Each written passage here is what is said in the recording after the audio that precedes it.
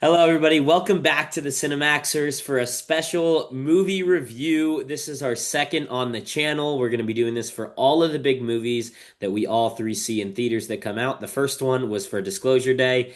Episode two, when it comes to our movie review series, is The Odyssey. Christopher Nolan has done it again. Before we get into opinions, we're going to go through this in a semi-structured way. It's not going to be completely structured. We're going to go throughout the entire movie, talk about our thoughts on each part, and then go for our overall thoughts at the end. We're going to give you our scores, and we're going to give you our ratings, reviews, everything. This is going to be a long one, so strap in. It's going to be fun. Anything you guys want to say before we get into the beginning of the movie? I would say this is our most anticipated video on the podcast. And Second for me. The most anticipated. We're filming later. The oh, Nolan okay. rankings. I kind of view these as the same though. Because Different. we're doing them at the same time. But this is a movie we've been really excited for. We're all three big Christopher Nolan fans, so we were really happy with this movie. Yeah. And I just wanted to make it clear when it says when all three of us are big Christopher Nolan fans. we are. Some bigger than others. Yeah, some bigger than others. Sure. Um, Yeah, like I but would say yeah. I'm the most. Joseph's by far the biggest hater of Nolan. But That's like not true at all. out of the three of I us, don't, easily. Yeah. no, I don't think so. He's in my top I 3 or 4 directors. nah. I think we're all. I don't think. Contrary to popular belief, not saying a certain director like Nolan isn't like by far the best director ever isn't hating, Well, I mean, he is by far the best director, but this isn't a in your director opinion. rankings. Let's get into the movie review for the masterpiece that was The Odyssey. All right, let's start off with the beginning of the movie, and this one's actually going to be an interesting talk because now that I've had a full night to go online, see people's thoughts, I obviously write down my thoughts first so I don't get influenced. I have my thoughts on the opening, but I just want to bring it up. By the way, for everybody watching, this is a fully spoiler thing. We're not going to go spoiler free, then spoiler. We're fully going straight into spoilers. So if you have not watched The Odyssey, please turn this off. Go watch it on the biggest screen you can, and then come back. All right. A lot of people are saying that the movie took too long to get going. I don't have that issue. What are your guys' thoughts on that? I honestly don't have that issue at all. I thought like I'm straight from the glad. start it was good. Like I don't understand that criticism at all, really. I thought it was You know where I think it's coming from? Yeah, Uh, and I can kind of understand it, even though I didn't really have a big problem with it, even though like maybe the beginning was like one of my least favorite parts of the movie, if you want to say that. But again, that's just more like I like the other that's parts almost of the every movie movie better. for me, besides like the likes So of like Inglorious and stuff. So I think what people are talking about is the beginning act of the movie is very focused on back in Telemachus. Ithaca, Back in Ithaca. Telemachus. Yeah. You know, you don't really see a lot of Odysseus for the first 20, 30 For the minutes, first I would say. 45 minutes, the only time you see Odysseus is when they mention him back in Yeah, but Ithaca. that's how it is in the book. That's Like you don't exactly how it see is in the book. Odysseus Yep. until chapter like 4 or 5. So like I seriously have no problem with it, to be Yeah. honest. So yeah, I'm glad that we could all address and probably disagree with it. But now for our thoughts, because that's what you came here for if you're watching this. I want to start off by saying I have one issue with the beginning, and it's probably my biggest issue with the entire movie. And one probably my only actual issue. And it's that because for some reason, I'm pretty sure it's because you can't have more than 3 hours on a 70 millimeter tape. Christopher Nolan had to be on the nose with some of his dialogue. Some of the dialogue was basically telling the audience what was happening instead of But that's showing all it. Nolan dialogue. That's not all Nolan dialogue in the It slightest. is. He literally shows what happens over. He's literally famous for how grand his visuals are in showing what's happening instead of telling. The beginning, Bro, I won't unfortunately, get into this, but Nolan's definitely not known as like a dialogue guy. he's known as showing over telling. Not really. He's known Yeah, as telling over He's known telling. as so showing over telling. no, No, no, he's Absolutely. not. Adam's No, kind he's of not. right and wrong here. He's known for his visuals, but that doesn't mean that he's showing the story He's showing progression, what happens. showing what's Absolutely. happening. A I little mean, bit of the Interstellar is the dialogue I primary. I love love. Interstellar. I Interstellar have it above you. beautifully Is shows the it. They don't primary tell example of anything. telling, It's not the showing. primary example of showing over telling. It's the Wait, hold greatest Why on. movie do I ever think made, they? and it's not Why is good. there? I won't get into this, but there's literally a scene where they have the main theme explained out loud. That's not true at all. Yes, That's it literally is. objectively Brand a false. little explains bit it. of this movie and this is because I think a lot of people are going into the movie without understanding the actual source material. So I really don't blame him that much for this because it's an old story and it's kind of a complicated story. There's a lot of pieces to it. But part of it is him a little bit spoon feeding the audience what's happening. And he's kind of telling you by using by with the character's dialogue, he's telling you exactly what's happening and where it is. And I really don't have that much of a problem with it, even though I thought it was very noticeable in the first act, because this is a complicated story, and I think a lot of people, a lot of like our friends, and a lot of just like people in general are going to be going into this movie with no prior knowledge of the book. Yeah, So, I did want to say that yes, it's like so-called an issue. This is still a five. Um, I guess we're getting to our ratings later, but for me, this is still a pretty much perfect movie. And when I say my biggest issue, I still thought that it was so amazing the first act because it's the reason why the third act was so good. And I think we can all agree the reason the third act's so good for me is not the second act, it's the first act. It sets up Ithaca so well and the conversations, the talking that goes on, yes, and I mentioned it, the dialogue is a bit on the nose, but for a general audience, and no one's trying to make a blockbuster here, for a blockbuster movie you have to be on the nose and you have to explain what's going on because nobody knows what happened in the Iliad. Not nobody, most people don't know what happened in the Iliad. most So people don't know I what feel like happened in most the people Odyssey. do. I No, don't think I most really people disagree do, with and you that's the guys. I reason why think Nolan has to explain it. I really disagree with you guys about this. I really See, think the most difference people is do know about the what Odyssey. your no no what your exposure to is the people online that are critics and obviously have No, I done. think You look at most people read the Odyssey in high school. that's not true. That That is Yeah, is not but true at true. all. but a lot of people, and this Most was people do not remember because It's most people that are it's watching this are also a 40 years old 3,000 and year don't old remember a story. Like thing most from it. people know like a Most decent people are amount about 40 the years old Odyssey. and don't remember a thing from this, Joseph. I think everyone I think most remembers. people seriously Most don't know people the know story of the stuff about Odyssey. some stuff. I'm not saying they remember it like No. Yoni did as having read the book in the last like week or even like we did, like we read it in high school like 4 or 5 years ago, I guess. But like I'm going to be fully I think honest. the vast majority I'm of willing to people bet my have life some savings. knowledge on the I'm willing to Odyssey. bet my life savings that 85% of the people around the world that walked into this movie knew almost nothing.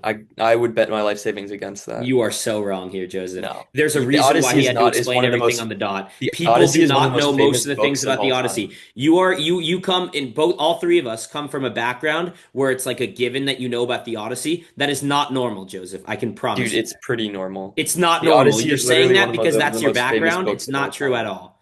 I Bro, kind it's of literally agree. one of the most famous books of all time. Yes, I it's one of those know. things all the time, but most people that are watching this movie do not know much about the I'm not Odyssey. saying they know the whole story. I think they have No, no, some no, no, knowledge not of know it. the I whole story. think They don't know almost anything. They know I that really he. disagree with that.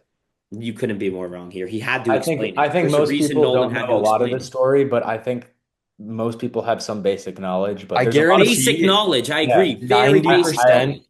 90% of people who watch this movie, maybe not 90, but like an incredibly high percentage of people that watch this movie know at least about the Trojan horse and about Oh, like obviously, yeah, the that's and about the basic concept of like knowledge. Troy and know that I did about like the scale of the Odyssey being like a journey home and that like, he But that's not encounters what we're monsters. discussing right now. We're talking about the first act, and what Nolan has to do is explain the background to it, which is what most people don't know. That's what we're discussing right now, No, Joseph. you were honestly saying a like. That's broad exact. claim No, no, about no, the no. Odyssey. I said the exact words. The reason he has to explain things in the beginning is because most people don't know that stuff. I Yeah, think most people You know have enough to about explain it on the again, nose for most I didn't have do. a problem with this with him like explaining things or using kind of But the exposition. point is, he had to. I'm not saying he didn't have to. Well, that's what I was saying. So we don't I'm just disagree. disagreeing with the idea that like only 15% of people have knowledge of the Odyssey going on. I said 15% of the people like come into this movie and like they know what's going to happen. Like pretty No, much you most said have people knowledge of the Odyssey. You didn't say know at what's going most on. turns. I mean, I'm gonna be honest. There, I was talking to like I told someone I knew like I watched the Odyssey and he asked me what's it about and I'm Yeah, like, but Again, no, okay. no, This is a guy you I'm Joseph, I'm thinking to telling you, myself. we come from a much different. I promise you, the whole world, most of it does every not. This is single an person I've international film talked too. to who's excited for the movie or who I've said Yes, like, are you people you're thinking about the talking to movie? that go to USC or Bullis, not people that go that are around the world. I'm telling you, Dude, we the are from a Odyssey isn't, you're saying around the world, like the Odyssey isn't even an American story, bro. It's like more popular in exactly. Europe than it That's is the in the US. point. That's the point I'm trying to make. Yeah, the point is that That in a the lot of U people us around the knowing about it in world the US. don't know. Dude, the Odyssey is like one of the most famous It stories of is, all but it time. doesn't Like, change the fact that 85% of the people that walked into that movie needed the context at the beginning.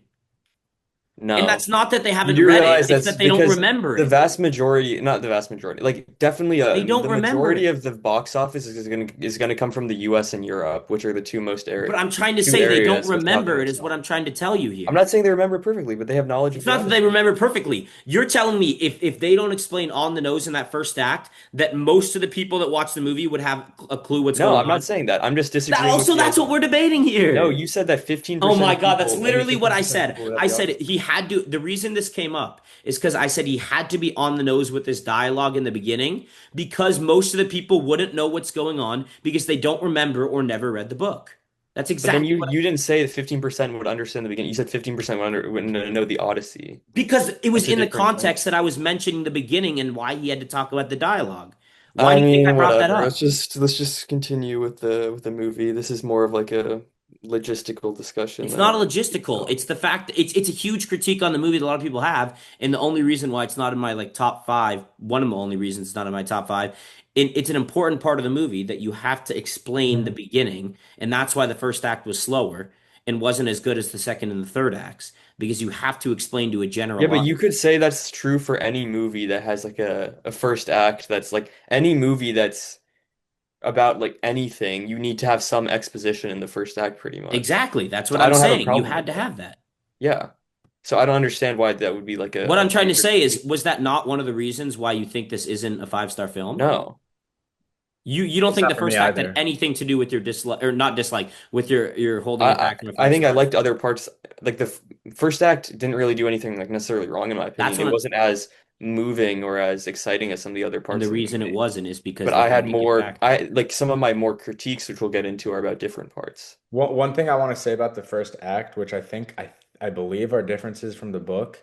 Um, at the beginning of the movie, you are like introduced to Odysseus's dog, and Mhm. you're introduced to like his bow at the beginning of the movie, which I thought was really smart to do because it sets up The Odysseus emotion, yeah, returning and his dog realizing that it's him, yeah, and that gives like and Telemachus then the the plucking of the bow. idea that he is his father. And I think the fact that you see the bow earlier and then you see Odysseus return and he's the one that can pull the bow is That really is good. exactly why I meant the first act is the reason the third act is Yeah, so good. yeah, yeah. That is And exactly I what I think meant. in the book, the first time you see or you like read about Odysseus's dog and Odysseus's bow is at the end of the book. So I thought that was a good change Nolan made. And a little bit later, I have some issues on things that he took out that I would have liked to see, but Okay, yeah, we'll definitely talk about that. I want to talk about another part of the first act. So we're kind of talking about. I think that we haven't really mentioned Penelope much in general. I think this is something I'll say when we talk about like our overall thoughts. But I think Anne Hathaway's portrayal of missing her husband so much was so good. And I think there was multiple times when Nolan did his like Nolan tell it in a different little bit of a time. Obviously that happened later on when it it was flashed mainly his forward. memories. It was mainly Yeah, him remembering stuff, it which was was like I memories thought and was it super good choice to do. exactly. And I think that's just another touch Nolan like I just think that was the right decision. And I wanted to mention that having Penelope recall things and then like she recalled talking her hearing about Odysseus and then Odysseus recalled Troy and then it flashes back to Troy. Just little things like that instead of starting with Troy. Because realistically, he could have started with the Troy scene and it would have pulled people in immediately and people wouldn't hate on the first act. You know what I mean? Not hate on, but people wouldn't say it's boring. I like that he saved it. That's what I'm trying to say here. Yeah, I thought it was good the way that they did Troy. I really liked the way that he told the story. Well, Like, mainly talk about Troy in the third act, but I'm talking about the way it's told in the first act. yeah. Because the No, way it's told in the third act completely recontextualizes the movie. yeah, no, definitely. I really, really liked the first act. Like, I thought it introduced us good. It was pretty efficient, and then we get to Odysseus like 30 minutes in, and like his journey kind of kicks off pretty fast, I think. Yeah, Joseph, anything else you want to say about the first before we move on to the second? I mean, I guess like I thought it was pretty good overall. I feel like one of the reasons why maybe I'm a little bit not lower on it, well, I guess lower on it than other parts of the movie is Tom Holland as Telemachus as the anchor, I and have he no is doing issue a with it. good job, but compared to some of the other acting jobs, he's not doing as much to be like to give an elite performance. That I'll agree So with it's you. less moving from an acting perspective in the first act overall, I would say. I He's also think the first fine. act is Robert Pattinson's probably the worst act. I think he's better later in the movie, in my opinion. Yeah, You want to know who's great in the first act and who literally like the first act was his moment? I don't know his name and it's pissing me off, but the guy that was the other suitor who was friends with Pattinson's character. Polybus, Corey Hawkins. Yes, Corey Hawkins. Corey Hawkins became so hateable so soon. Yeah, I think He he's was one of the best great in the first performances act. in the That's I'm movie. glad you brought that up. That's something we have to mention in the first act. That part where he was stepping on was it him stepping on Telemachus, right? I think so. Yeah. Yeah, he was holding Telemachus down with his foot. Um, and then obviously like Pattinson's character comes in and it's like, oh, we need to chill as soon as Anne Hathaway gets in. But like Corey Hawkins was amazing in that role. I thought that was I one of the agree. best parts of the first act. Yeah. Thank you for bringing that up. 100%. Okay. Okay, we got to move on to the second. All right. I think let's just start with Wait. Let me business just in let me general. give my flaming hot take real quick. My flaming hot take is the best part of this movie is the second act. I don't disagree. Like seriously, I'm I, so I, happy. I'm so I, happy. Everything I've seen on Twitter is the third act makes you float, and it does make you float at one point. But, and Joseph's going to very much disagree with, I think once he returns, there's only one unreal scene, whereas in the second act, there are so many unreal scenes for me. my favorite The part of second it act was for me is best part of the probably movie. Well, but Odysseus. My also favorite part was if probably we're Odysseus' journey and him visiting all these different if places. we're just Yes, it's going the by best part of the first movie for me. if we're just going first act as Or like sorry, the before it best cuts part to not including Odysseus, one scene. second act is everything between when it cuts to Odysseus, like Yes, and that's how I'm the counting it. Odyssey, that's like the bulk of the movie. So in the it's like easy to say the second act has way more Not at memorable all. A lot of scenes. people are saying the No, movie but I'm is saying the at its best. second act is like 2 hours long. Or I don't like an think it's hour two and hours. 40 No, because hour and it's. 40 minutes. I Now, think if it's we like an break it hour up and a like that, half. it's probably the longest, like Oh an no, it's hour absolutely the longest 45. fact. But what I'm trying to say is a lot of people. The reason it's a flaming hot take is because everything I'm Yeah, seeing yeah. is about once he gets back. I agree. I think that part was good. I think It was great, but it was I not think as the good. The first second part act is was levitating I though. think the second act had yeah, it did have some of the highest highs, but I think it has the lowest lows in the movie as well. I've heard that. I would like to discuss that later, but we'll first go we'll go island by island. So let's start with Polyphemus. Yoni, you can start. I think it was a little bit.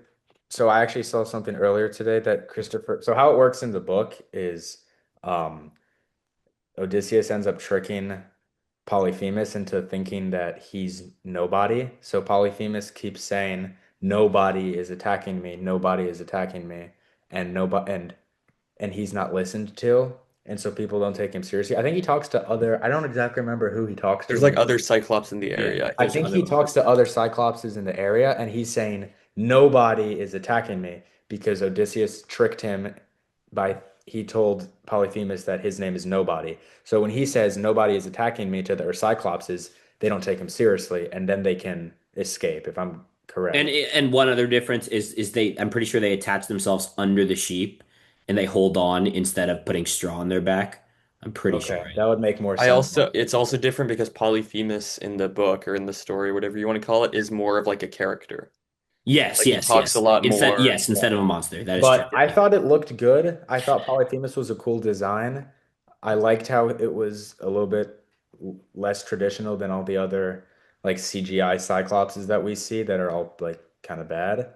Yeah, this one was a puppet. I don't know if you know, they built a This was puppet. really really cool and it was impressive and I thought it was maybe I don't think it was the strongest island, but it was a fun part. I was slightly underwhelmed and confused by the fact that like one thing about the story is that Odysseus is super smart and that Odysseus is a very good like warrior, but also an extremely intelligent person. And this was a good example of him using his intelligence. And I'm a little bit upset that they didn't go that route because I think they didn't show how smart Odysseus was by leaving out his most intelligent move in the story. So I really would have liked to see them do that, but other than that, the Cyclops scene was good. I feel like we got a lot of it in the trailers, so I kind of knew exactly what to expect, but it was That's good. exactly why I went in blind. I had no clue what it looked like. It was good, and but I do think they missed out on a very, very famous part of the story, which frustrated me a bit. Yeah, I um I kind of agree with Yoni about that. For me, the some of the stuff with Polyphemus was a bit underwhelming in my opinion. Definitely not the design. The design was I thought was great, and it actually like captured a kind of like disturbing Cyclops look instead of like kind of the CGI. Obviously, it's not CGI, so I think obviously that helps. But if you look at some of the CGI used for like Cyclopses in other movies in the past, they look pretty bad, especially with the kind of regular eye instead of like the sideways eye that the Cyclops has, that Polyphemus has in this movie. I'm actually okay with the Christopher Nolan leaving out the nobody part the more I think about it, because I feel like it's a bit of a tonal clash with the rest of the movie. But I do wish there was some other ass way that he could have like outsmarted him that involves talking or involves like Polyphemus being more of a like multi-dimensional character or like an intelligent character rather than just kind of being a monster whose only line is to scream Poseidon. How do you think it would be a tonal clash? Because I don't think that kind of like wordplay humor that's a bit like, in my opinion, it's a bit kind of like suspending disbelief or suspending belief because like he I don't know. I think it's like clever wordplay, but I do agree with Nolan that like when no when Nolan's saying online, he said something like it doesn't translate to modern Yeah, English. yeah. I think people are misinterpreting him saying that as the actual line doesn't translate, but I think what he's saying more so, which I agree with, is like that kind That of kind of wordplay doesn't yeah. really translate to how people interact in like in an Odyssey that's based on more modern dialect. Because he so could always just say like I think it would be unrealistic if the Cyclops didn't say like, oh, like nobody's attacking me. Oh, and then he just said, oh, it's a person. His name is Nobody. Like he could just say that. yeah, so I have two main thoughts on this scene, and I'll start with building off what you said. I'm going to talk about the nobody thing. I think that the nobody thing cannot be in this movie for one simple reason, and that is the only reason the nobody trick worked is because he was talking with other Cyclops. And the thing that made the Cyclops so special is that it took so long to make one puppet. They were never going to be able to make five puppets. And I would way rather it be a realistic, real, non-CGI puppet and cut the nobody than have the nobody, the Cyclops talk to other Cyclops and it not be a puppet within their BCGI. I think it was absolutely worth it to cut the nobody out and make it only one Cyclops because the puppet looked so damn good. I mean, they did so many incredible things, like practically. Yeah. I think And they then could have done a few no, more puppets, maybe. no chance. Or No, puppet heads. I've heard like building that one puppet was like cost a crap. Like there's no way they could have built five of them. But I maybe agree with Joseph where they could have outsmarted him in a different Wait, way, okay, similar way.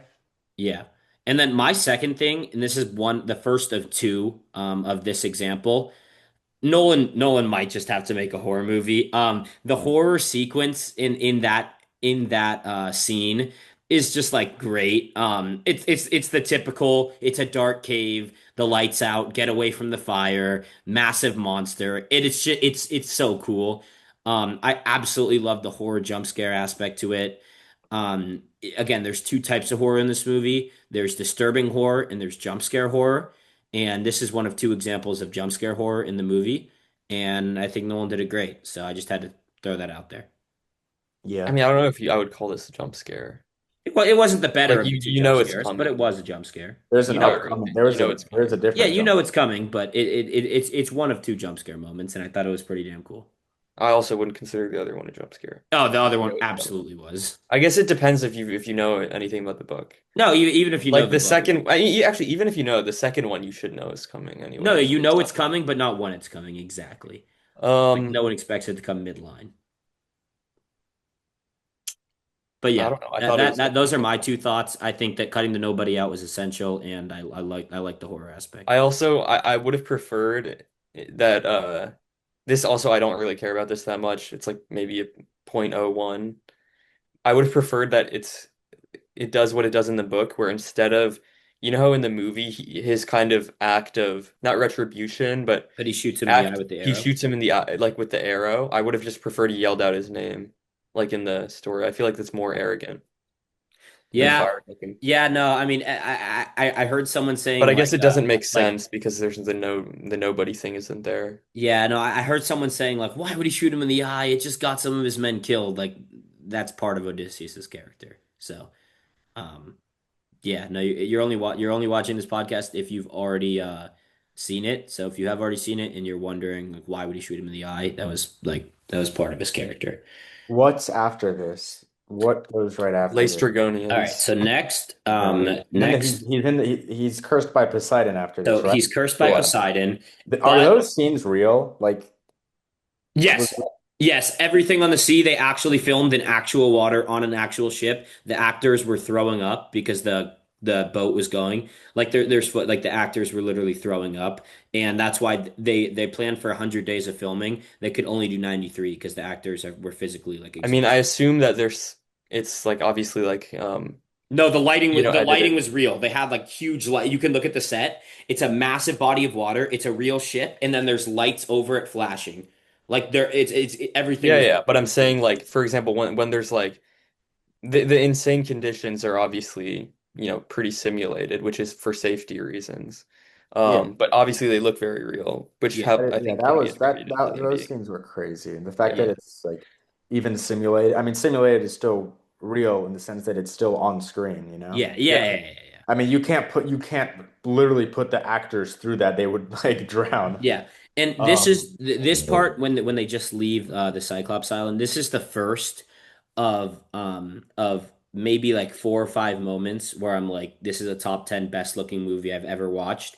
The one scene, I don't know if you're gonna know what I'm talking about, where it's the three boats in the ocean, and it's that yeah. like mythical score behind it, and it's like a wide shot of the three boats sailing out into the water. I'm sorry, but like that's just one of the most beautiful shots that I've seen in a while. I thought it just looked unbelievable. In general, the shots on the water, the wide shots, and like the beach shots too, that'll be in a bit, were like just stunning for me, especially in 70 millimeter, just because like it was like so much of it that it was like I don't know, it just kind of was like crazy to me. But that's just like in between the next two islands, it was just a great cinematography moment for me. All right, now the Laestrygonian. I think this was maybe the weakest part for me of maybe like the whole movie. I Really, just I disagree I heavily. I thought it was a little bit underwhelming, and I didn't really know if I liked the design of them. And there was one point when they were all running back to the ships when they were being chased, where like the score turns into like a tech, like it was like it felt like funk or tech or something. And I thought that was like really weird. Like I thought that was the only time I thought the score was actually bad. Hmm. Well, I'm just gonna just heavily come out and disagree because I was thinking about this for a while, especially after you guys, because we talked about this a little bit the night prior to filming this. Um, I completely disagree with the this being the weakest part of the film, and it's for two reasons. One, the trees first being used as weapons was like genuinely sick to me. Them throwing the trees at the soldiers, impaling the soldiers with trees in their blades. And number two, I don't know if you remember this, but when the trees started becoming trippy like because it was kind of from Yeah. Odysseus's perspective. Yeah. I thought that was one of the coolest like small moments, not Yeah, that scenes, was small cool. moment. That was And pretty cool. I think that all of the islands were good, but like in no way is this worse than the whirlpool and Sicily or whatever. Sorry, Scylla. This is by far for me better than that. I think that's by far the weakest like kind of part, even though it is a cool jump scare. I thought that just the tree aspect. I didn't love the little kid thing. I wish honestly like maybe they got jump scared by one of them or like it was kind of cool to see them emerge from like the trees, but the little kid thing was a bit unnecessary. I just don't think this was the weakest part of the second act. It's fine. I think it's probably between this and Scylla, Silo. because Scylla was also a bit underwhelming, but we'll get to that later. Um, I didn't think this was like bad, but I kind of just thought it didn't have as much. It was fine. I mean, I don't know. I didn't think it was a highlight, but I didn't think it was a bad scene. Like I thought it was good. I do think it was maybe a low point, but I thought it was there. This is a very good movie, so there's a lot I of mean, good. I agree with that. That I still think it's a good scene overall, but I do think it's one of the weakest scenes in the movie. Particularly because to me, the more I think about it, the more I think that Nolan, I don't want to say he messed up the design, but I think it's kind of weird to me how for certain other scenes with Polyphemus or with Cersei or with Scylla or however you pronounce it, he kind of goes more into like a horror aspect. But then this scene in the Laestrygonians um in the original Odyssey are supposed to be like some of the most horror driven parts of the book or the poem or whatever you want to call it. So like it kind of was weird to me that he went with like almost like like high tech knight almost armor for them as opposed to like a more like savage. I don't know if savage is the right word, but like more, It you could have been know, like a. It could more have been like more. barbaric look. Yeah. Yeah, again, I've made actually I don't think I've made it clear yet in this episode, but personally for me, I don't care too much if a movie is accurate to the book. I care about how much I enjoy the movie and watching it. It's a big difference of opinion that I have with Joseph and Yoni. But in terms of for my opinion, how I enjoyed it while I was watching the movie, I thought they looked incredible. It might not be completely accurate. I loved their curved blades. I loved the shot of that's like the main one of the main posters of Matt Damon looking up at them with his like small sword versus like their ab. It was just like really for me really cool. And again, it's just something you have to put in there because that's how the most of his fleet gets destroyed, and it's just part of it. Yeah. What's next? Cersei? Yeah. Yeah. This part So was crazy. okay, yeah. So they're now down to one ship. The other two ships get completely demolished and taken away. And then they arrive and they really need food. But before we talk about what actually happened in there, it's important to mention that they were planning pretty much a mutiny. They said, Odysseus, we're done with you. You just lost two-thirds of our fleet. You need to stay back. It obviously had to happen for him to be able to save the rest of his crew, or else he probably, I mean, who knows if he would have fell for it with the crowd. But I was talking about this with our friend Ravi, and it's something that I was wondering what your guys' thoughts are. So this does technically happen after, and when it comes to in the film, it happens after they're turned into pigs. But we'll talk about the part they turn into pigs after this. Do you think so? You know how he shoots the deer and then he sees it's a human. Yeah. When he walks up, do you think he knows the pigs are his men immediately or no? Yes. Yes. I did too. I guess Ravi thinks he didn't know until like he was about to eat the thing and then pauses. I think I he don't knew. think he was ever actually going to eat the thing. I think he was trying to That's what I agree. bait her. Okay. Yeah, no, because I think as soon as as soon as he walked in, he knew the pigs were his men. But I guess And also there were all sorts of other animals like lions and tigers, and I think he thought that was fishy immediately when he started walking up, and then yeah, he goes hunting the deer, and then he realizes when he sees the deer is a human. yeah. Okay, yeah. But now let's talk about, in my opinion, Nolan's most. I've never seen Nolan do something like this, and he's my favorite director ever by a country mile. I think this was so unique. You can laugh. He's the best director, and it's not close. Um, this was so unique. The body horror, the sculpting, and the performance. I wrote her name in my review. I'm already blanking. Samantha Morton. Samantha Morris did unbelievable. Morton. She stole the what? Morton. Jordan. Morton stole the show when she was in it. But yeah, I thought that scene was I thought incredible. it was super good. Like they start eating the food, and the food initially, like their bites get really loud, and I'm like, something has to happen here. This Yeah, is when is it so gonna happen? well. Yeah, And it just keeps getting louder and louder until you're like completely like disgusted by what you're seeing, and then she just starts molding them into it's pigs. horrifying. It is very, Yeah. yeah, no, it was definitely scary. Um, this was definitely one of the best scenes in the film, I think. I I'm mean, with you. Yeah, I really do agree with pretty much everything you have to say about this. It was a really special scene, and if we see like more of that from Nolan stuff, I mean that'd be great because this was I mean, I like think he I said he haven't wants to really make a seen a horror scene movie. like this in any what'd you movie. say, Joseph?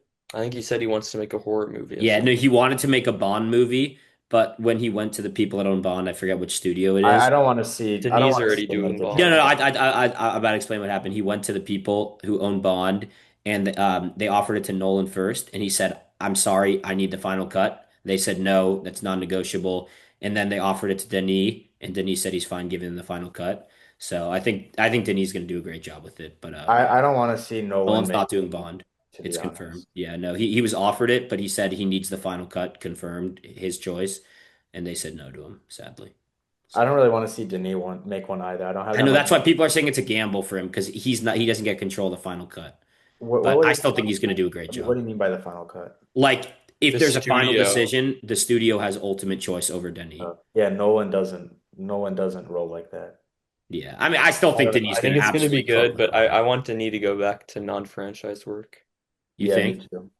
Yeah, because his I'm really not. last I mean, I'm not Prisoners is that his best for excited me, for by his a him good getting margin. last Bond five over after his the father. Bond movie, his last five movies would have been franchise movies, and some of them are great, but I kind of want to see like a either like an original story or Yeah, like a a Prisoner or something. adaptation of a book or something from Denis Yeah, sorry. rather Yeah, than that was a bit off track, but yeah, no, I think Nolan should.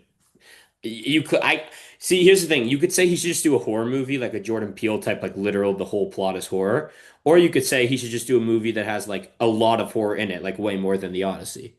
You know what I Yeah, mean? well, Jordan Peele's movies, the literal plot is not just horror. Like Yes, it is. it's like the worst example you could use. Jordan Peele is literally like all horror. No, it's not. It's literally like the worst example you could Okay, use. well, I've never watched the Jordan Peele movies, so So why are you because okay? I just completely assumed they were just all horror. It's literally the worst possible All right, example. bro. I'm sorry, bro. Like, it ain't that um, deep. yeah. The silos or what's after this? I think we all have the same thing about this. Like we thought it And was then Well, and he then goes and to then the he undead obviously he talks before. with her, reasons with her, gets his friends out of it, Yeah. and then I think one of the most impactful parts of that scene is at the end when he says, "Why don't you turn your sister back?" And then she says, "This is how we connect the best." It just like shows how she's kind of like broken. Um, and this is starting for me when I started thinking Himesh Patel was on the verge of a generational performance. Um, I absolutely. Is that his That's his that's That's the guy that like led Eurylocus. the mutiny, and ah, he's the lead of his crew. I think Generation. Himesh Patel and you guys can laugh, but I'm actually in the majority here. Himesh Patel Nobody killed thinks it's this role. generational, dude. They think it's good. Okay, They're really maybe generational is the wrong word. I'll take that back. But I think Himesh Patel was a top three performance in this movie. He perfectly played off of Damon. And like I thought he was better than Pattinson. Like I know that's that's kind of crazy. I definitely thought he was better than Pattinson. He I had a don't I much don't bigger think role I don't and he think was he was top 10 performance in the I think movie. he was the third best performance in the movie behind Hathaway and Damon. Um, You say he has a much bigger role in terms of screen time, yeah, yes, screen but time. No, not no, in, no, no. I was but gonna not finish in that terms sentence. of I was gonna finish that sentence. He has a much bigger role and he's better when he's on camera for me. I don't know. I didn't really like his yeah, but Robert character. Pattinson's role is more important, in my opinion. And he gets to Yeah, do no, it can be more. more important, but He gets to do more with the time he has. I don't think he was better.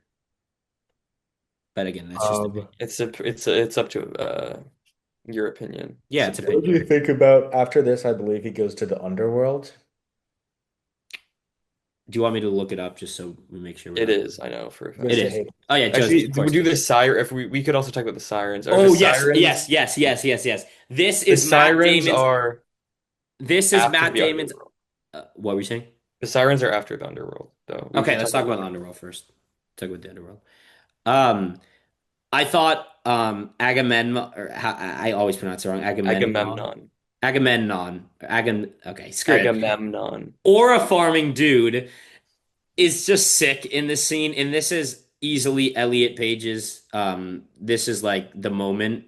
Um, Now, again, we're not really gonna go into all of the so-called, again, this isn't even controversy, but there's a lot of people out there, a huge crowd. Like the Odyssey, what's it called? The Odyssey YouTube trailer had like 700,000 dislikes, which was just ridiculous.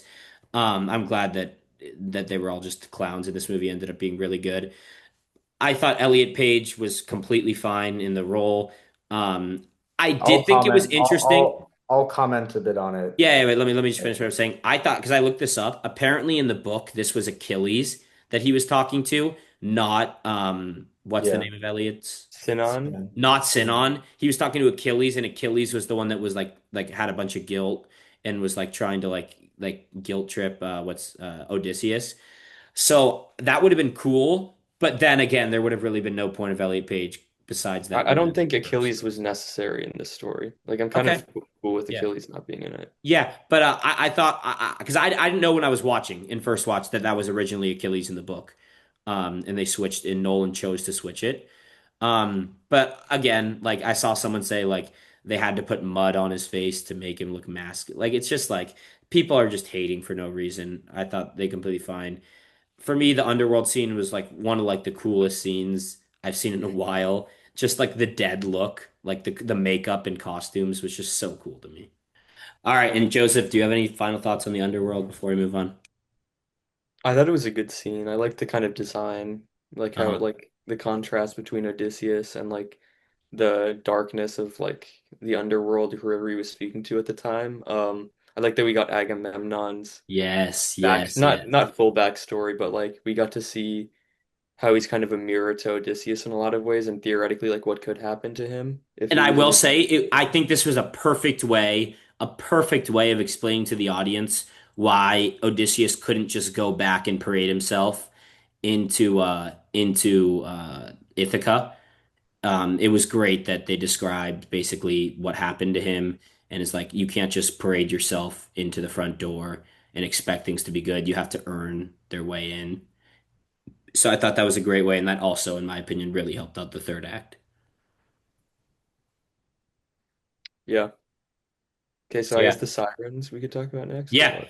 yeah. The Sirens was a top five moment in the film for me, and in my opinion, this was Matt Damon's Oscar moment. Matt Damon, for me, is the by far and away. And again, this is out of movies I've seen so far because obviously I haven't seen Dune 3, I haven't seen Digger, I haven't seen all these other movies. But for me, right now, Matt Damon is a shoe-in for Best Actor, and it's main. This is his moment for me the unbelievable emotions. And again, a lot of people will say acting isn't yelling, like acting isn't just screaming, like you can there's more to acting than emotion. Yes, but when you watch that, it makes it feel so damn real. And obviously, the score helps that scene out a lot because it fades out when the wax goes in. That was amazing. We can all agree. And I'm sure you guys also agree. This is a great scene. I'm just like a way over the top on it. But when the wax goes in and it gets a little bit more silent, and then when the one person takes his wax off, starts swimming to the shore, and then it just keeps cutting back and forth to you can hear, you can't hear, and it goes from perspective to perspective, from Himesh Patel's character to Damon's character. And then eventually, when they clear it, Damon's describing what he heard. And just this emotion when tied to the lamppost. I mean, like for me, this is the best actor of the year. I don't know Uh, if it's a hot take, but I kind of like Ryan Gosling in Project Hail Mary I was better. gonna say I think Ryan That's Gosling in Project I'm a Hail Mary huge is Project Hail better. Mary Glazer. Absolutely no chance he's better than Damon. No, I think he I is, think but his That is a horrendous take. I don't think either it's of them probably is in the good. It's minority. not a crazy take if you think someone from Digger or Dune 3 or anything else could beat him. It's a horrendous take if you think that Gosling was better than I think him. the thing with Damon, I don't know how much of it was his fault. I think sometimes his delivery, not on the emotionally charged But you scenes, keep but saying that. Give me one example, one line. in the That's all I'm asking. cave, he was like taste of the cheese, and like he said, like it's pretty good. Like I thought it was kind of like I didn't love his delivery in that, for example. When I he was think there was tasting the also cheese. one point in the movie where he tells his like right hand man Kamesh Patel's character, yeah. yeah, where he tells him what does he tell him? You're all gonna die if you eat the lamb, Yeah. and then what's his name? I keep forgetting his name. Eurylochus? Yeah, and then Eurylochus is like, that's fine. That was a literal exchange of dialogue. You guys are gonna die if you eat the lamb. That's fine. Like that. Like Yeah, but you have to you're saying that's fine. The way they delivered it was great. it's pretty terrible like exchange of I sentences. don't agree at all. I mean, it was also like not really delivered that well from either of them. Like you're all gonna die if you do this, and then The way he portrayed it, that's if you fine. want to talk about that specific scene, the way he talked in that scene was amazing. He was trying to hold it in. He was very clear. Damon was like holding it in, and then he bursts out and he's like, "You're all gonna die." Yeah, You but really, he delivers it with less emotion than what you just did. that's what are Not you talking? You didn't watch that scene. I He guess I did. absolutely did. No, he didn't. Oh my I God, you don't don't remember the remember him scene doing that. correctly. You don't remember the scene I correctly. think that's part of the Christopher No, Nolan he dialogue absolutely had a lot of emotion when he that was holds talking. the movie back a little bit, I Not think. at all. Not at I all. mean, the dialogue here for some of the scenes is not that good. Damon Like, had an absolute masterclass, and this scene was his Oscar moment. I thought he was pretty great. I think I Oscar thought he was pretty. I thought he nomination, was good. yeah, I thought he was really good I would be happy with overall. an But Oscar nomination, but This is his I don't know. moment, bro. We'll see other performances this year. Yeah, again, this is again a shoe Tom in right Cruise now. Tigger. I'm not going to say he's guaranteed to No. win. Like for John me, Malkovich, Wild Horse 9. the Odyssey, like it's guaranteed Best Picture for me. But when it comes to Best Actor, like there's a chance something could overtake it. Like I'm not going to say it's like it's over. But for me right now, it's an absolute like Damon is the best actor for me. that's fine. I mean, I think he's probably number two if I'm. I think he's really close with Ryan Gosling. Like, I don't know who I'd like more. I think I'd like Ryan Gosling a bit more, but Also, Yoni, you might not like this take, but like I unironically think that Seth Rogen in The Invite is like in that conversation. Son. Like It's a that's a man, comedy, fucking bro. It's a flawless comedy. comedic I haven't performance. watched it, but it's a comedy, bro.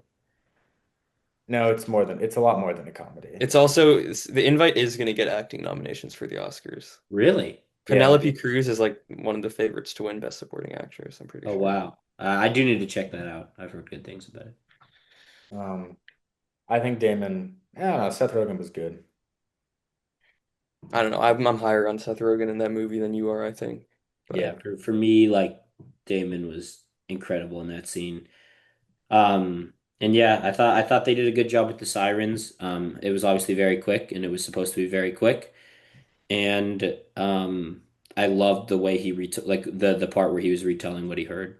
It was really cool for me. I also really like the way how like when during that scene you can see that one kind of crewmate who like looks like desperately like he wants to get out and he Yep. eventually does. Yeah. And the Yep. other guy tries to pull him back, but he Yep. yeah. And I think also, they don't show obviously everyone knows like he definitely got fucking killed or eaten or whatever the Yeah. sirens do. Yeah. But like they don't have to show that, which I like. Like you just know. Like you Yeah. don't have to show it. Yep. The last shot.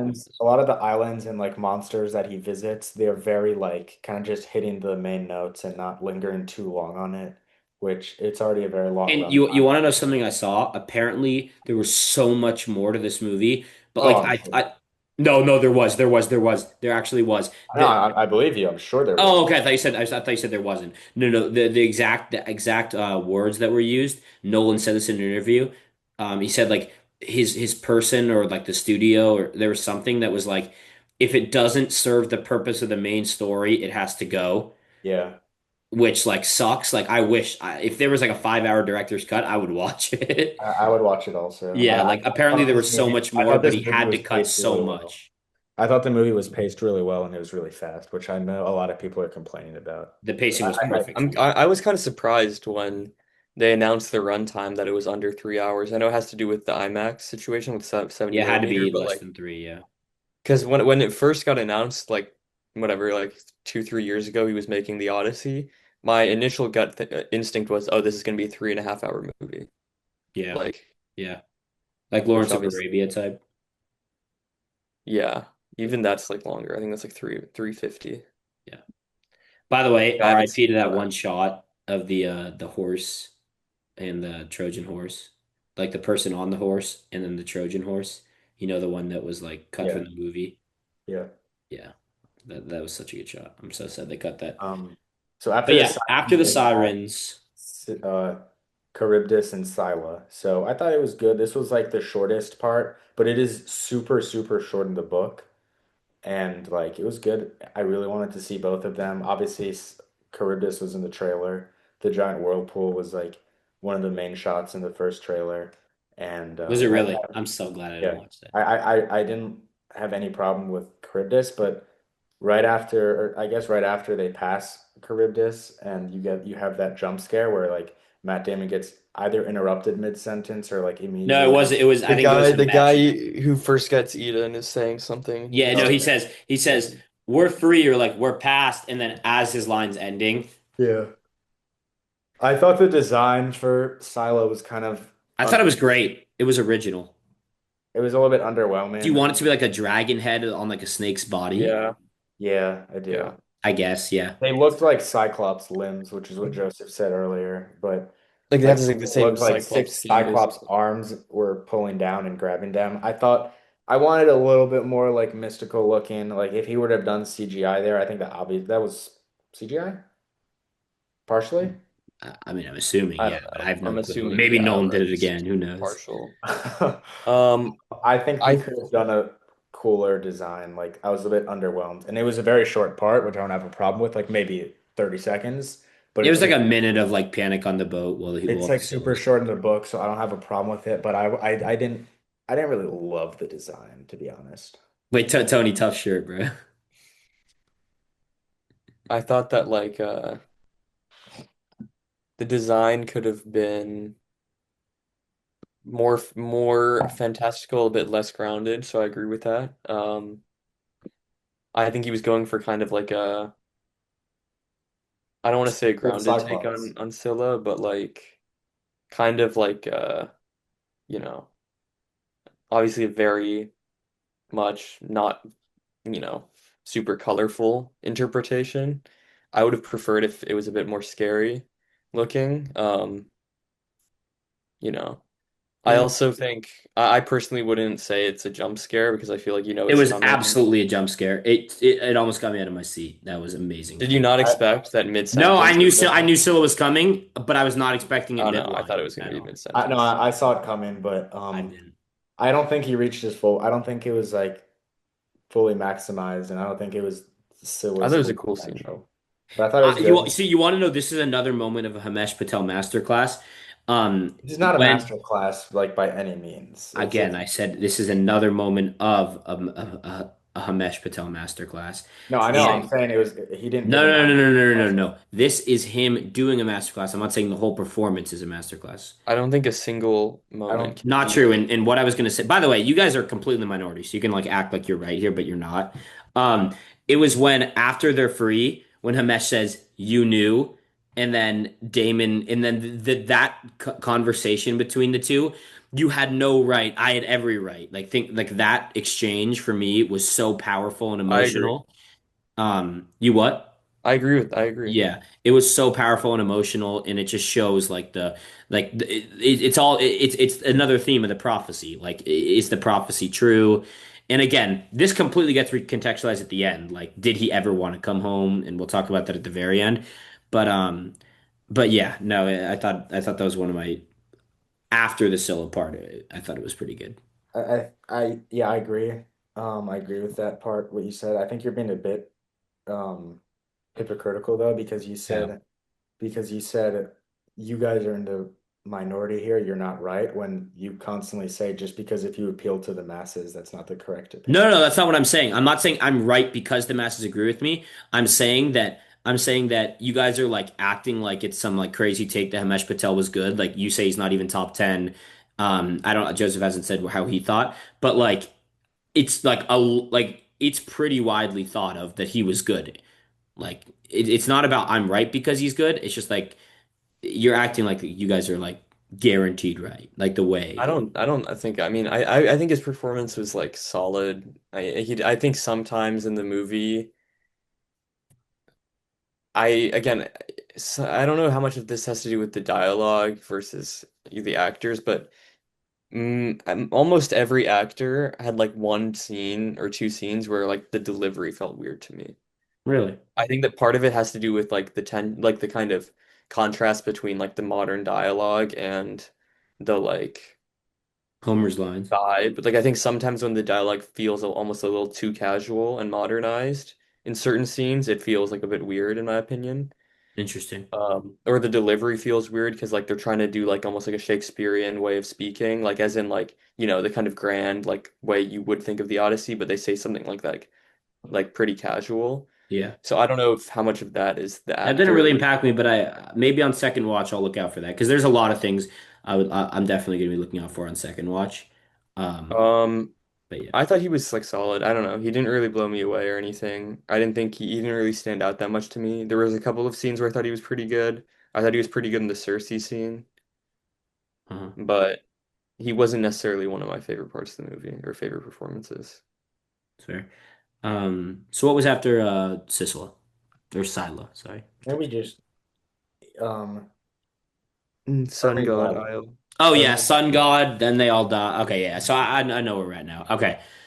So next up, they eventually sail, and in the prophecy, it says that, and again, if you're watching this, you've already watched the movie, so we don't have to recap too much, but just that the rest of his crew is eventually going to die, and it's because they're going to eat the sun god Apollo's lambs or his Cattle. cattle. Yeah, yeah. And basically, when they were ashore, he said, "You cannot eat anything. You have to swear to it because he said you're all gonna die." When they're like, "We need food. We see cattle," and he's like, "You can't eat. You can't eat." And then the only way for him to convince them not to eat it is by saying, "You have to swear to it because you're gonna die." And then eventually they get so hungry that they walk themselves and they start cooking up. They eventually eat it. And then, obviously, in my opinion, another Himesh Patel masterclass. He says so powerfully, I would rather drown than starve. And I thought that was such a great line. And I thought he delivered it so well. And they accepted their fate and they ended up dying drowning instead of starving. Yeah, I thought that part was good. I kind of agree with everything you said. Besides, I don't think Himesh Patel was that Yeah, good, just hate but on it, keep eating. um, I kind of already. I agree with you. I thought it was a good scene. I thought it was good, and I thought it was good how like it built up to that scene, and it's one of those scenes where like you know what's coming, but it's still powerful, and it still is like a very I don't know if intense is the right word, but like it still unravels in a way that's very interesting, even though you know it's coming. Yeah. Mm. So Yeah. And then as soon as that, this is, in my opinion, um, if you don't count like wide cinematography, like cinematography maxing shots, like I call them, which I'm starting to actually, I used to hate on that, like especially back when I was watching like Django and stuff. But I now love these shots, these like Still hates wide, on them. sick, beautiful looking shots. When you don't count those, I think this is the best looking scene. Actually, okay, maybe it's Troy, but this, in my opinion, is probably the best looking scene. And it's when Poseidon, when the prophecy comes true, Poseidon curses them, puts a massive storm over them. The ship breaks apart. You can't see anything, and then the lightning flashes, and you can see Damon for a second, and then you could see Hamesh for a second, and so and so and so. Um, I don't even want to imagine how they filmed that, but it was unbelievable. I mean, yeah, that was one of the best scenes in the movie for sure. It's one of those scenes where I feel like you almost feel like you're a part of it with them, like because of like the sound design and the lighting and the cinematography, you almost feel like you're on that boat. So it's very intense and definitely one of the highlights of the movie, in my opinion. You know Yeah. me? Yeah. Anything? Nothing? Okay. All right. So yeah, for me, this is another time where I realized like this could genuinely be a five-star movie if they stick the landing. Again, it's not great to think like that, but it's kind of how I started to think. This is when I realized like this is one of my favorite parts of the movie. And yeah, it really was one of my favorite parts. And immediately it cuts. I think this is the point where it goes to Telemachus visiting the bald guy with the beard. What's his name? Menelaus, that's way earlier in the movie. Like Okay, it's well been happening at the same time. we definitely have to talk about that. So I think we can cut away from Damon's storyline a bit and let's cut to that part. Where he enters, he talks to him, he sees, and then he learns some stories of his father. Um, so yeah, what were your overall thoughts on that whole part? And like even it cuts later back to them when they're in like the garden and he's saying like you're running from your problems and stuff like that. That dynamic between the two. I thought it was pretty well done. I don't think it was I don't know, I thought it was pretty well done. I wouldn't like say it was the highlight of the movie, but I thought it was done well and I thought it was like the amount of time they spent on it felt right and it felt it made it feel even more rewarding when they finally meet, when Telemachus and Odysseus finally meet each other. I thought it was well done. I don't know. I like that part a fair bit. I thought, the flashbacks to Troy obviously were good, embedded within the scenes when Menelaus, played by Bernthal, is telling them. I thought he was pretty good in this movie, even though Berthel was great. Yeah. he kind of plays himself in everything, but like slightly different. But he's always pretty good when he plays himself. Who else does he play? Because I didn't He's in recognize. Wolf of Wall Street. He plays the Punisher. Uh, He's in a lot of movies. He's in Wind like Ford versus River. Ferrari. I mean, he's in a ton of stuff.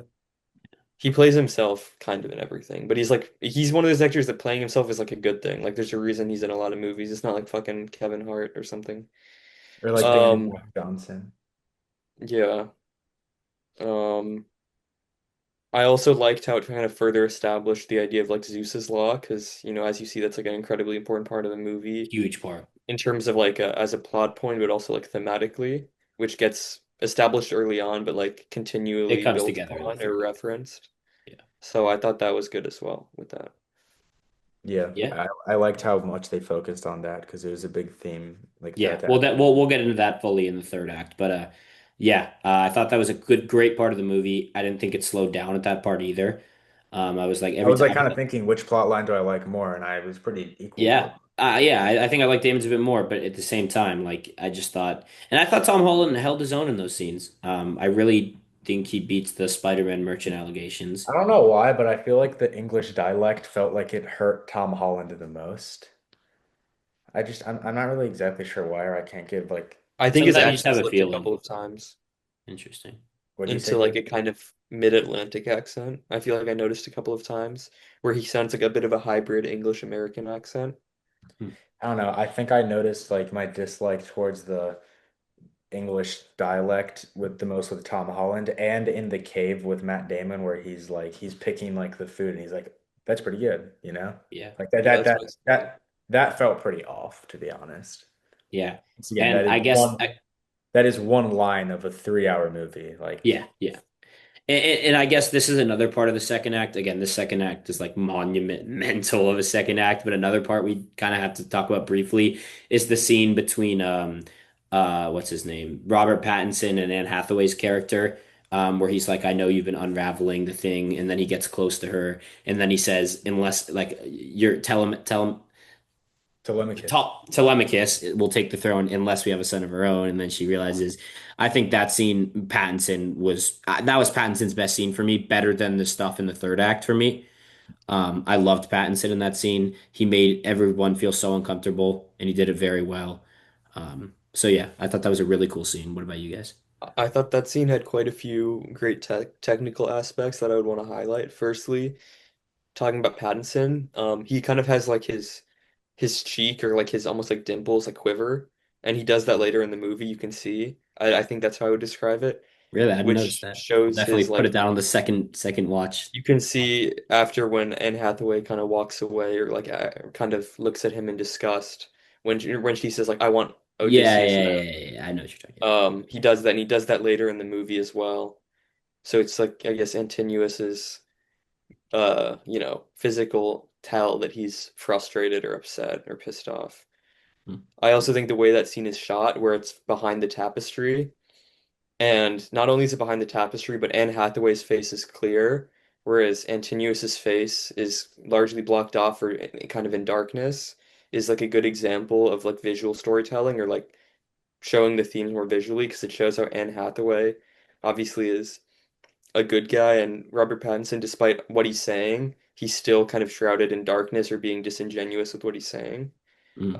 Despite I thought that was interesting. That's I kind of thought one Yeah. other thing that they did well in that scene, which is kind of similar to the way it's shot. I think after you go through the whatever she was weaving, the tapestry, and you get to see both their faces like with a clear background where it's not like something in between that, the them and the camera. It keeps on switching focus between Antinous and Penelope. Like if Penelope talks, the camera focuses and zooms in on Penelope, and then if Antinous talks, it zooms in on, or not zooms in, but focuses on Antinous. And they also did that with, I believe, Athena and Odysseus on Hermes Island, where the camera keeps switching between them while they're walking and Athena's talking. The camera focuses on um, Athena and Odysseus is right next to her, but it's kind of like blurry. I thought that was like good, and I think it's something that kind of should be utilized more. Yeah. So yeah, Joseph, I honestly like when I watch a movie, I'm not at the point where I'm focusing on like oh, you can't fully see his face clearly. Like I'm just kind of enjoying it. But like that's a great point I didn't think about. I always see things like that where I'll see like the only time I've ever noticed one of those things is the most in your face example when the in the Obi-Wan versus Vader fight in Kenobi when Hayden Christensen's face is red, he's talking like meanly, and when it's blue, he's Anakin. You know what I'm talking about? I That's the haven't only still time haven't I've watched Kenobi. Oh yeah, no, there's a fight between Vader and Obi-Wan, and he's talking like like the I think lighting. I've seen clips from that Yeah, fight. his face is blue when he's talking as Anakin, and then as soon as he turns into like Vader talking, it's red. So like, that's definitely another thing I'm gonna throw on like the watch for on the second one because I just don't think about this, but I guess that just means Nolan's even better than I thought. So yeah, no, that's definitely a great point out. Is there anything else before we get back to Damon's storyline with either of those two, or should we get it I moving? mean, I don't. I think we're good. I thought as well. I mean, I guess just as like a shout out because I don't know if we'll really talk about him. I thought John Oh, Leguizamo we're as absolutely talking about him. Timaeus. Absolutely. I put him in my Uh, review for a reason. Yeah. I thought he was one of the best performances in the movie Yeah, in the easily. third I mean, act we we'll can talk talk about about it. it more in the third In act the if you third. want. Yeah, yeah. No, that's definitely a great shout out. He definitely needs to be talked about. People are saying he'll get nominated for best supporting actor. I hope he does. Yeah, he was really good.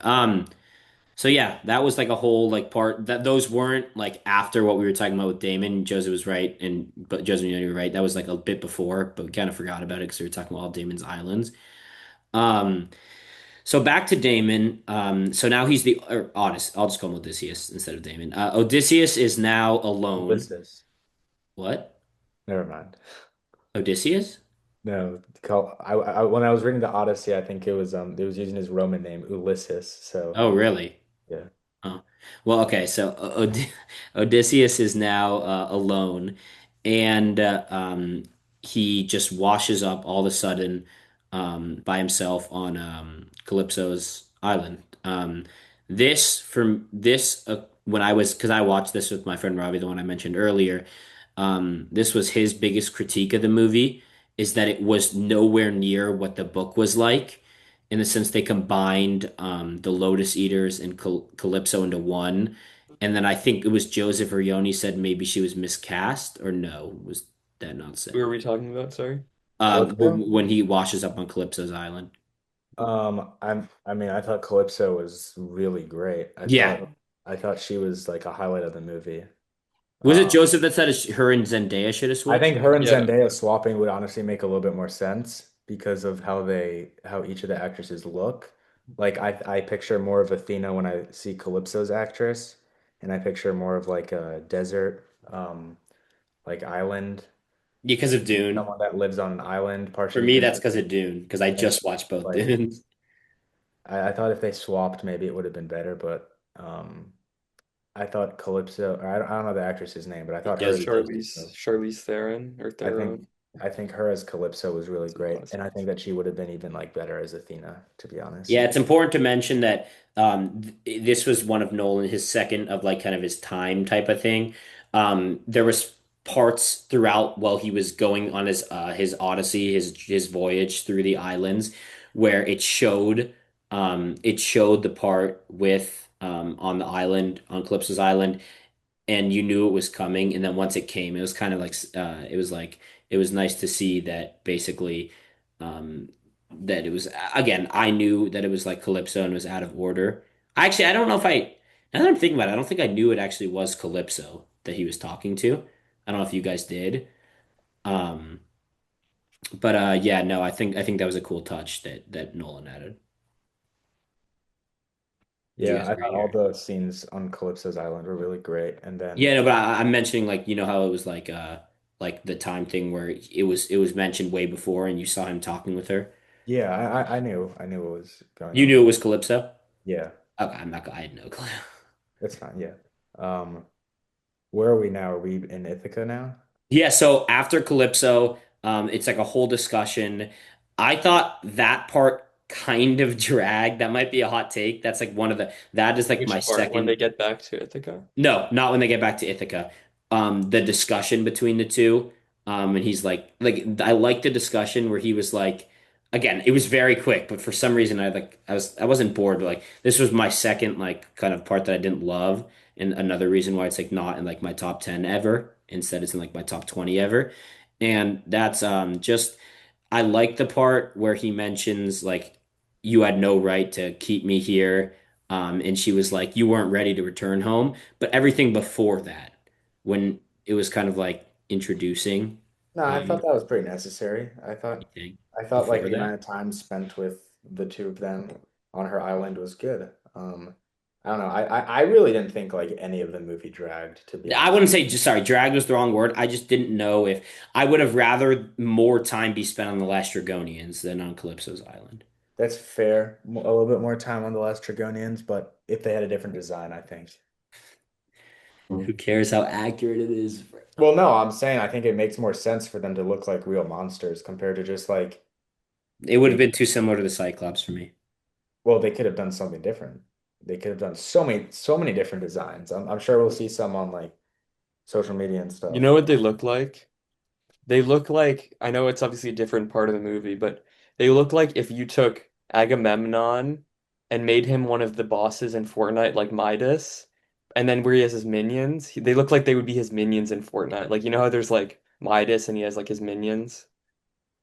Or, This kid, we just watched one of the greatest pieces of media ever created, and this guy mentions Fortnite Battle Royale. but I'm not gonna lie, this is an we had someone expulsion. agree with this take yesterday, by the way. This is an awful take.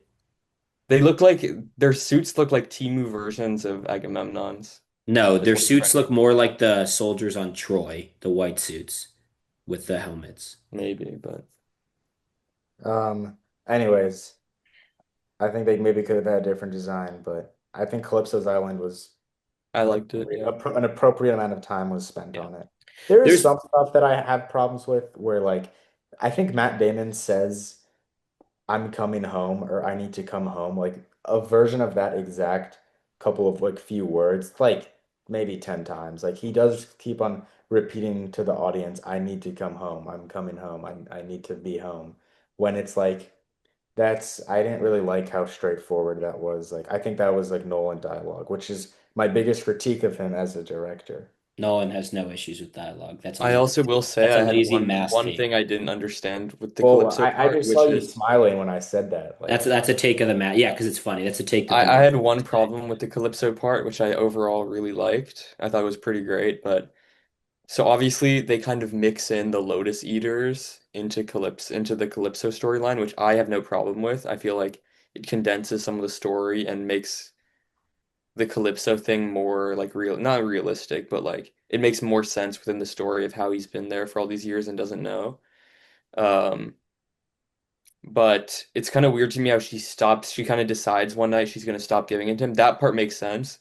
But then she gives it to him like one other Yeah, one time, other time so he and then can she like just stops again. So it's like yeah. she was maybe conflicted, but it's not really like fully established that like why she in that moment she changed her mind and then like changed her mind back again. Yeah, that was Yeah, I interesting because agree. she'd had all the power over him. She could have kept I feeding. think combining them was smart though. Yeah, I thought it was necessary. So for me, I would have liked. This is not an issue with the movie, but I think it would have been cool. Are we cool moving on from Calypso's, by the way? Yeah. Yeah. I think it would have been cool is if it showed like some montages of him floating on the raft instead of it just appearing him on the shore of Ithaca. Again, it's not an issue with the movie, but I just thought it could have been something cool. I was like, oh, okay, he's floating on the raft and now he's there. But again, it is a long voyage, so I I feel really like not showing any of it though is kind of like the gods him just giving himself to the gods, which is what I think yeah, that's what they said and in the the movie. gods like showing their return for him. Yeah, I guess. So that is the end of the second act. In my opinion, it doesn't have the best scene in the movie. I'll mention my best scene when we get to the third act, but it's the best overall act for me. It's by far the longest act. It has all the voyages. It has the Telemachus. It has the Pattinson Hathaway. I think it was so good. I saw one review, I forget whose name it was, said that the movie like lost him a bit in the middle. Completely disagree. Overall, for me, That the guy. second act is a 10 out of 10. I love the second act. Um, Unbelievable act for me. So yeah. Would you say the second act is just like Odysseus's journey back home? Yeah, but you also have to include Telemachus and whoever the bald guy is. Okay. And the Pattinson Hathaway thing, because that was also in Sure. there. All right, so now we're in Ithaca. All right, Um, so once it's done, there's two things going on. There's Telemachus making his journey back, and Odysseus is now back. So Yoni, you can go for it. um, I thought I thought it was a little bit. The first part where he goes and sees the blind man. I thought that part was fine. I was a little bit confused on who was fighting with the bald with what was his That was name the again? suitors that were going to kill Telemachus. Yeah. No, Those no, were the suitors that were about to go kill I'm Telemachus. talking about in the old what was the name? It was like Eumelus or Eulimus? The Eumaeus. blind man. Yeah. Yeah. Yeah, they were the ones that were fighting him. The The suitors that guys were who went to his Yeah. farm.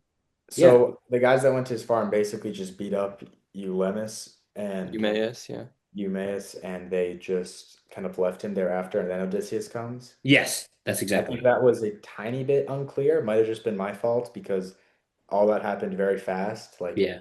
Odysseus kind of just showed up right after. Like it was a little bit fast, but it's not a problem. Just something I was a bit confused about. So then once they meet, Eumaeus That introduces dialogue between them was amazing. Eumaeus introduces him to Telemachus, right? No, Or no, no. Telemachus, Telemachus is going It's to at the temple. the or he's Temple of going to the Athena, temple. where Odysseus eventually goes after their Okay. conversation. One thing I think that could have been really cool, this would have played this would have played out differently, like the movie would have played out differently. At the beginning where you see, I think that it's Eumaeus as a beggar at the beginning of the movie in Odysseus's dining room, like the first feast they have. Initially, I thought that we would get to that point where like all of the stuff of Odysseus's journey happened through memories, and we would get to that point, and then he takes off his disguise and it's Odysseus because Odysseus disguises himself once he gets back to Yeah, that wasn't the same beggar. Ithaca. I thought it maybe would have been cool if up until like the first scene there, let's say that the very first scene where like Travis Telemachus is Scott. Telemachus is being like um harassed by the suitors or like when the guy has his foot on him. If there was like an old man watching them and then once later in that movie that old man turns out to be Odysseus, that would have That's not the correct timeline But because that doesn't make sense. yeah, when he had his foot on Telemachus, that was before Telemachus left for the Temple of Athena. Way before that. I know. I'm saying I think it would have been cool if Odysseus was introduced as at the beginning of the movie, disguised, and then we get to the But he third wasn't act. there. I think no, he was. No, he Once He he was wasn't. got not there. Not when He was at Telemachus had Calypso's island his still. neck stepped on. That was when okay, he was still gone. it would have played out differently, but you know what I mean? Do you know Yeah, what I'm you're saying? saying you would have written it differently, You would where have had a you scene have like that scene when he's already back instead Yeah. of when he's not I think back. that could have been cool because there could have been a like I think that there could have been a like a really, really big reveal. Like I thought that Odysseus was going to be in I disguise. thought the way they revealed him was like amazing, by the way. I thought But it was cool the way that they we'll get to revealed that. him, but I think it could have been just like maybe a little bit different the way I would have done it. Interesting. Yeah, I never really thought about that, but that's The pretty battle, cool. the fight in the where there's a lot of like No, I know what you religious mean. Yeah. sacrifices happening. That part's good where Odysseus fights with Telemachus without them Yeah, like so each other. he talks with the blind man, and in that exchange, I think that was some of the best acting from the blind old man. What's the actor's name, Joseph? John Leguizamo. Yeah, Leguizamo was great in that in those He exchanges. plays Sid the Sloth. Really? Yeah, or That's geeks. And then is there anything you want to mention about that scene, Joseph? Or um I think it's a good emotional scene, and I like how o Odysseus kind of it shows his maturity, but also like how he kind of took the lesson from Agamemnon about yep. not just like announcing yourself, being cautious. Um, Obviously you later see he does that with Telemachus too when he doesn't like say who he is straight away. But I thought that was a good kind of continuation of that. Yeah. And then he gets to the Temple of Athena, where Telemachus is about to be ambushed. He goes, he saves him. It was a really cool fight. They set it on fire. Um, yeah, I thought it was a cool setting. I liked the Temple of Athena. Yeah, I liked it also. I thought it was cool. Yeah. And then there was the obvious Odysseus didn't reveal himself to Telemachus. He just said he was a part of the Trojan War and he fought with his father. And then they travel back together. And when they get back, he sets a plan in motion. And this is when the dog scene happens. Um, I mean, like, it was just like emotional. I personally didn't cry once in this movie. But like, I'm not, that's not a critique on it. I like the movies that make me cry are either like the likes of like a La La Land or the likes of like an Interstellar with Coop. Like, you know what I mean? Cooper. No, no smiles from that. Okay. But I've yeah, never, no, I've personally never cried in a movie. That's like just something that that's I don't know. fair. There's nothing wrong with crying in a movie. I just like I don't know. Yeah. But Maybe no, maybe like Schindler's what List. I was But trying to say is it's a really powerful and emotional scene. And just the dog's like last tail wag. Like I don't know. I'm assuming that's not a real. Maybe it probably was a real dog. I don't know how they get it to time the tail wag, but I don't know. It was good. it's not as good as the acting from Peabody though. Oh my God, Mr. Peabody's the greatest dog in all of fiction, and it's not close. Mr. Peabody, He's the best dog in all of fiction, and it's not close. he's not a No, top 1,000 dog in He's the fiction. number one dog, and it's literally not a debate. He's not a top 1,000 dog. He's 1A in the I dog will rankings. name, you want me to name better You can't name a dogs? single dog better in fiction. Cosmo. First of all, the dog in the Odyssey is better. The The dog dog in in the Odyssey Anatomy has of a literally Fall is nothing. better. The dog Who? in Up is better. The dog in Uh, Up is fine. he's better than fucking, what's the guy's name? Mr. Mr. Peabody? Peabody, yeah. Better than that guy. The do Kyle in Despicable Me is better. Son!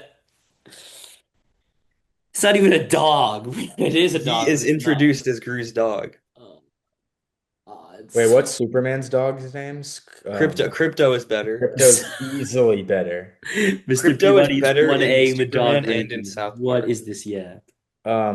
What else is there? I don't know. There's like Really good probably a movies with hundred. dogs. Yeah. Okay. So this is Old just Yeller is better. no. This review is getting long enough. So we'll get to the meat of this movie and my Guys, favorite the next scene. video is going to be a dog tier list, movie dog tier list. After the Nolan rankings, we're filming a dog. Peabody, F Peabody tier. number one. Peabody in F tier. Peabody in A tier. Peabody in S tier, my bad.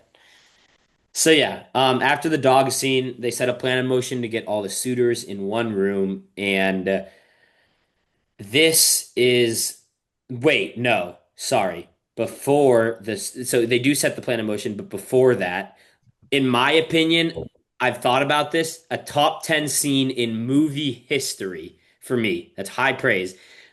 Odysseus sits down, and it's just beautiful camera work. You can't even see Anne Hathaway in the scene because she's behind the door.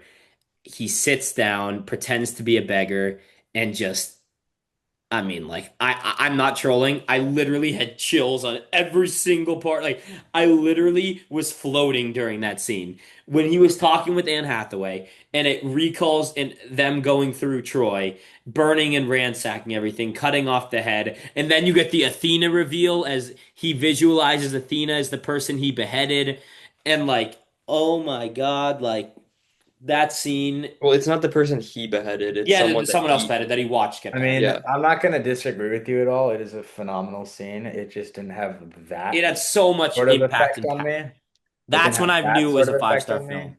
No, I think even that though scene. what came after was amazing with that whole fight scene, that's when I knew it was a five-star film. I Unbelievable. I I do think agree that I the think it was flashback great. to Troy is arguably the best scene in the movie. I think The it's between that and like everything the in Cersei Troy is scene for so me. good, and everything with the Trojan horse is like Yeah. actually. Oh, how did I forget? The best aura farming moment in movie history. Not in movie The history, but gates it's up open and there. Agamemnon is standing there like, come on. I And mean, it's It pretty is up great. there. However, what I will say is as soon as you think about it and you realize it's Benny Safdie, he loses Okay, no, aura. I don't even think of this as Benny Safdie. You can't think of it that way. You can't think of it that way. No, absolutely not. And the tension when the gate is opening, when they're trying to twist it, With and the then the drums. drums are just blah blah blah, like Nolan. Oh my God. Everything in Troy was like unbelievable. Oh Yeah, my. and then as soon as they open the gates, it just shows him there. Oh my God. Like just probably it's for me a top 10 scene in movie history. Probably half of those top 10 are probably Nolan scenes. There's a good chance. I don't know though. I haven't actually thought through my list, but we'll do that. We'll eventually He do it. has the Sador exposition dump in his top Oh, there 10 scene. definitely will be the Tenet reverse room red blue light fighting. That's absolutely a top 10 scene ever. Um, But yeah, no, I just think like this was the part of the movie, and it's a big debate that I've seen some people talk about. That scene was never in the Odyssey. He never sat down as the beggar and talked to Penelope like that. Nolan completely It's a did good that scene by him. change. What? It's a good change. Yeah, You know? Nolan completely did that by himself. And this is what shout out Hat Guy, shout out Escape Pod. For people that say what held this movie back was the Odyssey, this is what they mean. If imagine a full movie of scenes like this, I obviously not a mean, full movie. I think if he were to have done less of the book material, it Oh, would he have. would have been absolutely crucified by the. That's why I said in my review, Well, there are it would have people been a saying he disservice did. to There the are people book. saying that the best scene in the movie should be from the book, and then like there was too much of the Nolan twist, and there were some people saying that like the hat guy that there should be much more Nolan in it, and That that's there how you should be know time Nolan did it travel. perfectly. When you piss both sides off, that's how you know you did it perfectly. Um, I mean, I think that the like of the changes that Nolan made, I think I agree with more of them than not. Or I think they were Me good too. changes, and I think that's a good example of one that was a good change for sure. Yeah. So now that I'm done yapping about that scene, you guys can take it away for like the whole fight scene, and the rest of it, because I was still thinking about that scene for the rest of the movie. I wasn't obviously zoned out, but the rest of it was just kind of like fighting for me. So you guys can talk about the rest because I remember it, but like I thought Um, that 95% of the fighting scene, starting from when he does the bow, and then um Corey Hawkins' character Polybus is like you're Odysseus, and he you were gets about to say, you were about to say. arrowed in the neck. Yeah, the fact that that's the word for dying now is hilarious. Um, I don't know what you're talking about. Yeah. He gets arrowed in the neck, and then the whole fight breaks out. But basically, 95% of that fight, including that, I thought was sick. The only 5%, which was slightly like annoying, was there's a little bit of the kind of like hand-to-hand combat, not like when he has a weapon, but like the physical, like when he's using his fists or like his arms to punch people, that's reminiscent of the kind of like choppy fighting from some of the Batman. Nolan's Batman trilogy. Yeah, outside of that, I thought it was like a pretty much like flawless like scene, like great action, high intensity. I liked how Antinuous, Robert Pattinson was like a coward. It fits his character. yeah. And yeah, I And thought it then was there's great. also wasn't there like the side Telemachus versus Yeah, there was. Versus okay. I don't know the guy's name, Yeah, I but thought the it was a guy good who's throwing scene. the weapons I down. thought some of the choreography was a little bit like Matt Damon's just like destroying everyone. But he's Odysseus, so that's how it is in the book. He is one of the best warriors against a bunch of like poverty suitors. So not too much of a problem with it. It was a really good scene. And then the movie ends pretty much like 10 minutes after that, after the Yeah. fight, and after Telemachus gets the throne. I thought, by the way, I'm so serious. I thought Nolan was gonna have him die. I thought Nolan was because he would have been crucified. You know how like he was being held in Penelope's arms, and then it cuts to them on the Yeah. ship with the. I thought Nolan was gonna have him die right there, and I thought that would have been sick. But I'm like, I thought in that second, oh my God, Nolan's gonna get murdered for this. I genuinely thought they were gonna have him die in her arms right there, which would have been definitely Nolan. But yeah, no, I love the part where they give Telemachus. By the way, Telemachus's costume when he like was a king kind of It now, was that was cool. sick. Yeah. Yeah. Um, so do we want to say like our So that'll rating? do it for our plot review and thoughts on pretty much every single point of the plot in the most ambitious, largest scale One thing I want movie. to say of a take one of our friends Eric had, he thinks that this was a very appropriate movie to come right after Oppenheimer in the sense that it's kind of a character study on Odysseus and um Oppenheimer in their respective movies where it's like he wants me to say the nuclear bomb is similar to destroying the whole world and Zeus's power is similar to destroying the whole world. So Okay, I that's think it's so actually that's not at quite a all what good happened. take. I don't know that's what Eric. No, Rick's. it's actually a pretty good take. I I think know it's what like he's No, no, talking no. about, but it has Hold on. I nothing. have it Maybe written you said it down. wrong, or maybe Eric said it wrong. No, But I it's think I said it actually wrong. He it's says at that Zeus's law broken is yes. similar Okay, to good. being Thank you. the nuclear bombs destroying Yes. the and world. how the protagonist has guilt over what they So Yeah. that's do. exactly the take I was just about to like completely. So now that we're done with the whole plot review,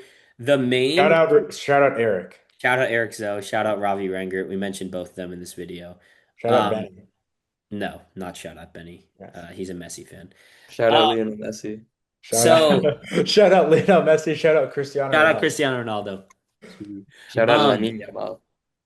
No, no, That's it. That's it. We no. gotta move on. so the main thing that I think Nolan did that was different than the Odyssey, and I'd love to have a discussion about this, is one, he focused on Zeus's law a lot, but two, when you watch the scene of what I said was like my favorite scene in the movie and one of my favorite scenes ever, when he's retelling the story from his perspective of going through Troy, it completely changes how I'm gonna watch this movie the second time around because based off that, the entire time he was going home, he never wanted to go home because he couldn't live with the guilt of completely tricking Troy with the Trojan horse, and it was completely breaking Zeus's law.